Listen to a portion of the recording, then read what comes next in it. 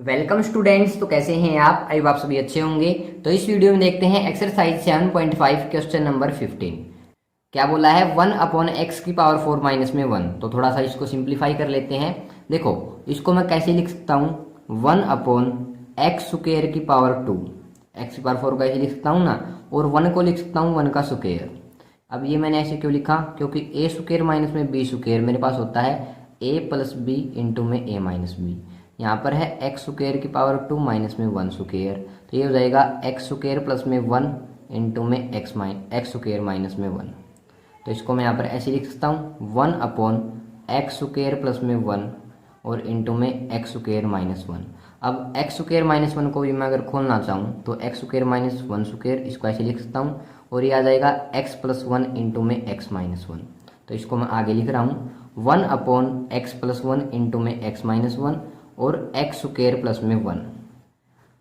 अब देखो, अब ऐसे फंक्शंस को हम कैसे इंटीग्रेट करते थे, लेट करेंगे 1 अपॉन एक्स प्लस 1 इंटू में एक्स माइनस 1 इंटू में एक्स स्क्वायर प्लस में 1 इक्वल्स टू में ए अपॉन में लीनियर प्लस में बी अपॉन में लीनियर, और क्वाड्रेटिक है तो यहाँ पर आ जाएगा सी एक्स प्लस में डी अपॉन में क्वाड्रेटिक।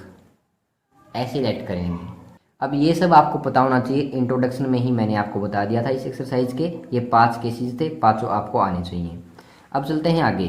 अगला स्टेप हमारे पास होता है एलसीएम ले लेना। तो एलसीएम आ जाएगा यहाँ से एक्स प्लस 1 इंटू में यहाँ पर एक्स माइनस 1 आएगा, सॉरी एक्स माइनस 1 इंटू में एक्स माइनस 1 और इंटू में एक्स स्क्वायर प्लस में 1। अब देखो ए के नीचे है एक्स प्लस 1, तो एक्स प्लस 1 को छोड़ दो, एक्स माइनस 1 के साथ प्रोडक्ट करो, एक्स स्क्वायर प्लस में 1 के साथ प्रोडक्ट करो। प्लस में बी के नीचे है एक्स माइनस 1, तो एक्स माइनस 1 को छोड़ दो, एक्स प्लस 1 के साथ प्रोडक्ट करो और एक्स स्क्वायर प्लस में 1 के साथ। ऐसे ही आप सी एक्स प्लस में डी, इसके नीचे है एक्स स्क्वायर प्लस में 1, तो एक्स प्लस 1 के साथ प्रोडक्ट हो जाएगी और एक्स माइनस 1 के साथ प्रोडक्ट हो जाएगी, ठीक है। और इक्वल्स टू में है 1 अपॉन में एक्स प्लस 1 इंटू में एक्स माइनस 1 और इंटू में है एक्स स्क्वायर प्लस में 1। डिनोमिनेटर सेम है तो कैंसिल। ये आ गया मेरे पास 1 इक्वल्स टू में ए इंटू में x minus 1 x square plus में 1 प्लस में बी इंटू में एक्स प्लस 1 इंटू में एक्स स्क्वायर प्लस में 1 प्लस में सी एक्स प्लस में डी इंटू में एक्स प्लस 1 और इंटू में एक्स माइनस 1। अब देखो, अब हमें निकालनी है ए बी सी डी की रियल वैल्यूज़। तो एक तरीका तो ये है कि आप इनकी अंदर मल्टीप्लाई करो, फिर बाद में जाके इक्वेशन आएंगी उनको सोल्व करो। अगर आपको उससे अच्छा लगता तो उससे निकाल सकते हो। मैं जो यहाँ पर तरीका बताऊंगा आप उससे भी निकाल सकते हो। मैं कौन सा तरीका अप्लाई करूँगा, एक्स की वैल्यूज चेक करूँगा, यानी कि एक्स की जगह पर 1 रखूँगा, -1 रखूँगा, 0 रखूँगा और 2 रखूँगा, फिर वहाँ से निकालूंगा वैल्यू। देखो यहाँ पर अगर मैं एक्स की जगह पर -1 रख दूंगा तो ये पूरी टर्म मेरे पास 0 बन जाएगी। अगर यहाँ पर मैं एक्स की जगह पर 1 रख दूंगा तो ये पूरी टर्म मेरे पास 0 बन जाएगी। तो 1 और -1 तो डेफिनेटली रखने हैं। फिर भी नहीं आता तो 0 रखो, अगर फिर भी नहीं आता तो 2 रखो। 4 रखने के बाद आपके पास definitely A B C D की रियल वैल्यूज आने वाली हैं। तो सबसे पहले चेक करते हैं एक्स इक्वल्स टू में 1 पे। अब देखो 1 रखने से कहाँ कहाँ पर 0 बन रहा है मेरे पास। यहाँ पर अगर मैं 1 रख दूंगा तो नहीं बनेगा, लेकिन यहाँ पर रख दूंगा तो ये 0 बन जाएगा, और 0 की किसी भी साथ प्रोडक्ट करोगे तो 0। तो इस टर्म का खेल खत्म, ये मेरे पास नहीं काउंट होगी। अब आ जाओ आप यहाँ पर, अगर मैं एक्स की जगह पर 1 रख दूंगा तो ये भी टर्म मेरे पास खत्म हो जाएगी, क्योंकि 1 - 1 0, 0 की किसी के साथ प्रोडक्ट करोगे तो 0, ओनली बी वाली टर्म बचेगी। तो 1 इक्वल्स टू में यहाँ पर अगर मैं 1 रखूँगा तो 2, अगर यहाँ पर मैं 1 रखूँगा तो 2, तो 2 2 जा 4 और 4 बी भी है साथ में, तो बी की वैल्यू आ गई मेरे पास 1/4। इसलिए मैं कहता हूँ ये तरीका आपके पास आसान है। यहाँ से बी की वैल्यू तो आ चुकी। अब आगे चलते हैं, एक्स इक्वल्स टू में -1 पे चेक करते हैं। -1 रखने से देखो कहाँ कहाँ पर आपके पास 0 आ रहा है। एक तो देखो अगर मैं यहाँ पर रख दूँ तो ये टर्म मेरे पास पूरी 0 बन जाएगी, ठीक है। और देखो अगर मैं यहाँ पर -1 रख दूँ तो ये भी टर्म मेरे पास पूरी 0 बन जाएगी, ओनली ए वाली टर्म बचेगी। तो यहाँ पे आ जाएगा 1 इक्वल्स टू में ए इंटू में एक्स की जगह पर -1, यहाँ पर एक्स स्क्वायर है तो -1 का स्क्वायर 1 प्लस में 1, तो ये हो गया 2 और ये हो गया -2। 2 की प्रोडक्ट करोगे -2 के साथ तो -4, तो -4 और ए भी है साथ में, ए इक्वल्स टू में 1, तो ए की वैल्यू आ गई -1/4। तो ए और बी दो की तो वैल्यू मेरे पास आ चुकी, सी और डी की रहती है। तो यहाँ पर अब चेक करते हैं एक्स इक्वल्स टू में 0 पे, ठीक है। तो यहाँ पर हो जाएगा 1 इक्वल्स टू में, अब x की जगह पर 0 रखना है तो यहाँ से आ जाएगा -1 और यहाँ पर आ जाएगा +1।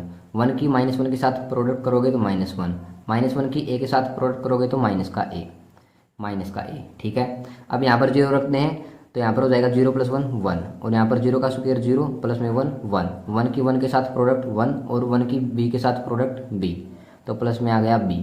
अब यहाँ पर x की जगह 0 रखूँगा तो c वाली टर्म मेरे पास खत्म, c इंटू में 0 0, प्लस में ओनली d बच गया। लेकिन यहाँ पर देखो x की जगह 0 रख दिया तो 1 और x की जगह 0 रख दिया तो -1, 1 की -1 के साथ प्रोडक्ट -1 और -1 की भी d के साथ प्रोडक्ट होगी, ठीक है ना, क्योंकि c वाली टर्म तो खत्म हो चुकी, -1 की प्रोडक्ट होगी d के साथ, तो यहाँ से आ जाएगा -d। समझ में आ गया आपको। अब चलते हैं आगे। 1 = में a की वैल्यू आई हुई है मेरे पास -1/4, एक माइनस यहाँ से पहले से ही है तो +1/4, और b की वैल्यू आई हुई है मेरे पास 1/4 तो प्लस में 1/4, और माइनस में है d। अब आप यहाँ पर एलसीएम ले दो, एलसीएम आ जाएगा 4 और ये हो जाएगा 2 ऊपर माइनस में d = में 1, यानी कि 1/2 कैंसिल हो गए 1/2, 1/2 इस साइड आके माइनस का तो 1 माइनस में 1/2 = में है माइनस का d, यह आ जाएगा 1/2 = में, यहाँ पर ये माइनस इस साइड ले आएंगे, d की वैल्यू आ गई -1/2। अब a b d तीन की वैल्यू आ गई, c की वैल्यू बच गई, c की वैल्यू के लिए चेक करते हैं एट x = में 2 पे, तो यहाँ से 1 = में x की जगह 2 रखूँगा तो 2 - 1 1, 2 का स्क्वायर 4 + 1 5, 5 की 1 के साथ प्रोडक्ट 5, और यहाँ पर a साथ में है 5 है। चलो एक बार रख के दिखा देता हूँ मैं आपको। a की वैल्यू रख लेते हैं पहले, a की वैल्यू है 1/4, फिर यहाँ पर x की जगह हमें क्या रखना है 2, तो यहाँ से आ जाएगा 2 - 1 1, फिर यहाँ पर 2 का स्क्वायर 4, 4 + 1 5। अब प्लस में देखो b की जगह रख देते हैं 1/4, अब x की जगह रखना है 2 तो 2 + 1 3, यहाँ पर भी 5 आ जाएगा 2 का स्क्वायर और 4 होता है प्लस में 1 है। अब यहाँ पर आ जाओ आप, cx प्लस में d है और इंटू में है x + 1 और इंटू में है x - 1, तो यहाँ पर देखो d की वैल्यू मेरे पास आई हुई है -1/2, ठीक है, और c की वैल्यू मुझे निकालनी है और x की जगह मुझे क्या रखना है 2 रखना है, तो ये क्या आ जाएगा मेरे पास प्लस में 2c - 1/2, d की वैल्यू रखी है और मैंने रखी है x की वैल्यू, ठीक है, क्लियर यहाँ तक। और इंटू में देखो आपके पास क्या आ जाएगा x + 1 और x - 1, यानी कि 2 + 1 3 और 2 - 1 1, यानी कि 3 ही आ जाएगा, 3 की 1 के साथ प्रोडक्ट करोगे तो वैसे भी 3 आएगा, क्लियर यहाँ तक। अब आगे चलते हैं। अब देखो 5 की प्रोडक्ट कर दें, यहाँ से आ जाएगा -5/4 और यहाँ से आ जाएगा आपके पास प्लस में 15/4 और यहाँ से आ जाएगा आपके पास 6c 3 के अंदर मल्टीप्लाई करने के बाद और माइनस में 3/2, क्लियर। अब यहाँ पर = में आपके पास 1 है, ओनली 6c को इस साइड रखो, बाकी सभी टर्म्स को इस साइड ले आओ, ये हो जाएगा 1 प्लस में 5/4 और माइनस में 15/4 और प्लस में 3/2 = में है 6c। अब एलसीएम ले दो आप, एलसीएम आ जाएगा यहाँ से 4, तो 4 + 5 माइनस में 15 और यहाँ से हो जाएगा 6 = में 6c, यह आ जाएगा आपके पास 15 माइनस में 15 अपॉन में 4 = में 6c, यानी कि आ जाएगा 0/4 = में 6c, यानी कि 0 = में 6c और c की वैल्यू आ जाएगी 0। तो a b c d तीनों की वैल्यू आ चुकी, a की आई मेरे पास -1/4, b की आई मेरे पास 1/4 और c की वैल्यू आई 0 और d की वैल्यू आई -1/2। यही इंपॉर्टेंट है इस क्वेश्चन में। अगर आप चारों की रियल वैल्यूज आसानी से निकाल लेते हो, यानी कि बिना गलती के निकाल लेते हो, तो क्वेश्चन आपके पास आगे तो आसानी है, बस वैल्यू रखनी है अब तो आगे। तो एक बार इसको रिवाइज करो फिर से। देखो x के ऊपर 2 रखा है, इसमें थोड़ा सा ज़्यादा कैलकुलेशन हो गया, कोई बात नहीं, अच्छे से करना आपने ये, बाकी तो सभी आपके पास आसानी ही थे। यहाँ पर हमने x के ऊपर 0 भी रख के देखा और 2 भी रख के देखा और 1 और -1 रख के देखा, ठीक है। तो ये रिवाइज कर लिया। अब मैं यहाँ पर रखूँगा ए बी सी डी की वैल्यूज़, तो एक बार ए बी सी डी की वैल्यूज़ भी देख लो, देख ली, तो यहाँ पर रख दे। तो देखिए नेक्स्ट पेज पे, अब देखो इसको इंटीग्रेशन की फॉर्म में लिखते हैं, तो इंटीग्रेशन की फॉर्म में मैंने यहाँ पर इसको लिख लिया। अब इंटीग्रेट करना तो इंटीग्रेशन की फॉर्म में तो लिखना ही पड़ेगा। फिर हम रखते हैं ए बी सी डी की वैल्यूज। अब ए की वैल्यू है मेरे पास -1/4, बी की वैल्यू है +1/4, सी की वैल्यू है 0 और डी की वैल्यू है -1/2। एक बार देखो इनको अलग अलग करते हैं इंटीग्रेशन से, चारों का अलग करेंगे, चारों का क्या तीनों का ही होगा, क्योंकि यहाँ पर सी की वैल्यू तो 0 आई हुई है, तो ये केस तो खत्म हो जाएगा सी वाला। अब यहाँ से आ जाएगा आपके पास a/x+1, यानी कि a बार निकाल लिया और dx/x+1, ठीक है। ऐसे ही आपने b बार निकाल लेना है और यहाँ से आ जाएगा dx/x-1, इसका इंटीग्रेशन अलग से।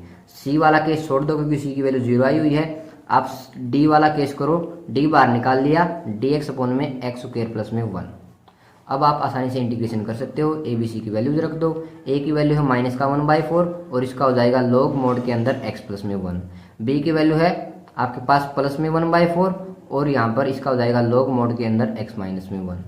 ठीक है, और ये मेरे पास डायरेक्ट होता है tan इनवर्स x का, यानी कि 1/a tan इनवर्स x/a। अब a यहाँ पर 1 है तो ये हो जाएगा tan इनवर्स x। और d की वैल्यू है -1/2, यहाँ पर -1/2 बाहर निकाल लेंगे और आ जाएगा tan इनवर्स x प्लस में c।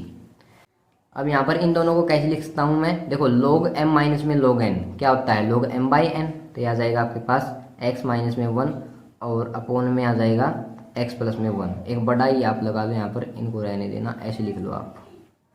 ठीक है, और यहाँ पर आपके पास है -1/2 tan इनवर्स x प्लस में c आंसर। तो ये था आपके पास क्वेश्चन नंबर 15। थोड़ा सा लेंथी मान सकता हूँ मैं, हो गया होगा, क्योंकि देखो भाई इसमें हमने ज़्यादा सोल्व किया है तो लेंथ ही ज़्यादा हो गया।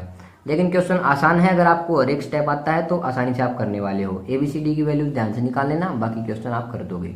तो मिलते हैं नेक्स्ट क्वेश्चन के साथ नेक्स्ट वीडियो में, तब तक के लिए चैनल को सब्सक्राइब कर दो, वीडियो को लाइक कर दो। Okay, thanks for watching.